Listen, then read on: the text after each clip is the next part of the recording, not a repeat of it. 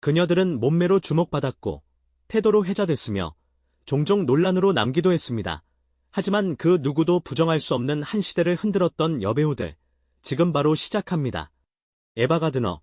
1922년 12월 24일 미국 노스캐롤라이나에서 출생한 그녀는 1940년대 초대형 스튜디오 MGM과 계약하며 영화계에 입문합니다.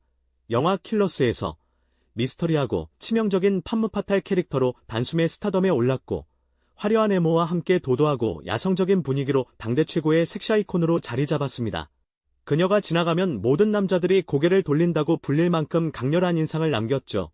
영화 모간보에서 헐리우드 제왕 클라크 게이블과 열연을 펼쳤고 그는 뛰어난 사냥꾼, 에바 가드너는 도회적인 여인, 새침한 새대격칼의 그레이스 켈리까지 이 작품으로 골든글로브 여우주연상 후보에도 올랐습니다.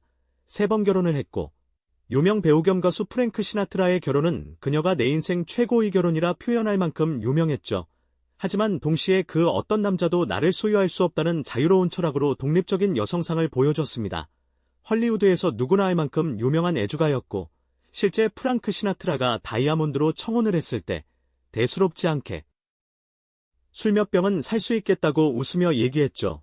지인들이 말하길 그녀는 위스키 마시는 게 숨 쉬는 것만큼 자연스럽다고 얘기했고 말년엔 조용히 은둔하며 영국 런던에서 67세의 나이에 폐렴으로 세상을 떠납니다. 라나 터너. 미국 핀업거리 원조. 병사들은 막사 사이에 라나 터너 포스터 한 장쯤은 꼭 붙여둘 만큼 유명했죠. 1921년 미국 아이다호에서 태어난 그녀는 영화 같은 우연으로 헐리우드에 데뷔하게 됩니다. 고등학생 시절 LA의 한 소다 판매점에서 콜라 한 잔 사서 나눠 마시던 라나 터너에게 한 남자가 다가와 말을 걸었는데요. 그는 잡지 편집장이었고 그 계기가 되어 헐리우드에 입성하죠. 대표작은 포스트맨은 배를 2번 울린다. 이 영화에서 그녀는 위험하고 치명적인 판무파탈을 완벽히 연기합니다. 20세기 최고의 섹시스타 반열에 오르죠. 하지만 영화보다 더 영화 같던 인생. 결혼을 무려 7번이나 했고 결정적인 건 딸과 함께 휘말린 충격적인 사건인데요. 1958년 당시 자신의 남자친구였던 갱단 마피아 조니 스톰파나토가 그녀의 딸에게 무참히 죽임을 당하는 사건이 벌어집니다. 라나 터너의 남자친구였던 그는 당시 무차별적으로 폭력을 행사하고 있었고 그녀의 딸은 그 장면을 방 안에서 몰래 엿보고 있었는데요. 무서운 나머지 흉기를 휘둘렀고 그는 치명상을 입은 뒤 사망하게 됩니다. 딸은 정당방위로 풀려났지만 이 사건은 세상을 발칵 뒤집었고 그녀의 커리어에도 영향을 주었죠. 그녀는 해당 사건에 대해 극도로 언급을 피했으며 다행히도 그 다음 해 영화 슬픔은 그대 가슴에의 흥행으로 재기에 성공하나 싶었지만 안타깝게도 그때를 이후로 커리어는 하락세를 맞이했고 74세에 조용히 세상을 떠났습니다. 지나 롤러브리지다. 1927년 이탈리아의 작은 마을 수비아코에서 태어난 그녀는 어릴 적부터 미술과 조각에 뛰어난 재능을 보였고 미인대회 입상을 계기로 연예계에 입문하게 됩니다. 이탈리아와 프랑스를 넘나들며 빠르게 이름을 알리기 시작했고 1953년 존 휴스턴 감독의 영화 비트 더 데블로 헐리우드에 본격적으로 이름을 알립니다. 고혹적인 눈빛과 풍만한 몸매, 압도적인 존재감으로 이탈리아 클래식 섹시 아이콘으로 불렸습니다. 섹시하면서도 우아하고 관능적이되 고급스러웠던 그녀. 그 인기는 당대 마릴린 먼로나 소피아 로렌 못지않았죠. 특히 소피아 로렌과는 이탈리아를 대표하는 두 섹시스타로 종종 비교됐고 직접 언급은 피했지만 둘 사이의 묘한 긴장감은 분명 존재했죠. 그녀는 슬로베니아 출신의 의사이자 매니저 밀코 스코픽과 결혼했고 아들 하나를 낳고 이혼합니다. 이후에 몇 차례 열애설은 있었지만 정식 재혼은 하지 않았고 말년에는 배우를 떠나 사진작가와 조각가로 제2의 인생을 살며 1999년에는 국제연합 식량농업기구의 친선대사로 임명되기도 합니다. 단순한 섹시스타를 넘어 예술가이자 인도주의자로서 다채로운 발자취를 남긴 그녀. 2023년 이탈리아 로마에서 95세로 조용히 세상을 떠났습니다. 여기서 잠깐 이야기를 덧붙여보자면 그녀는 평생 소피아 로렌과 비교되곤 했습니다. 소피아 로렌은 헐리우드에 과감히 진출해 미국식 스타 시스템에 완벽히 적응한 케이스죠.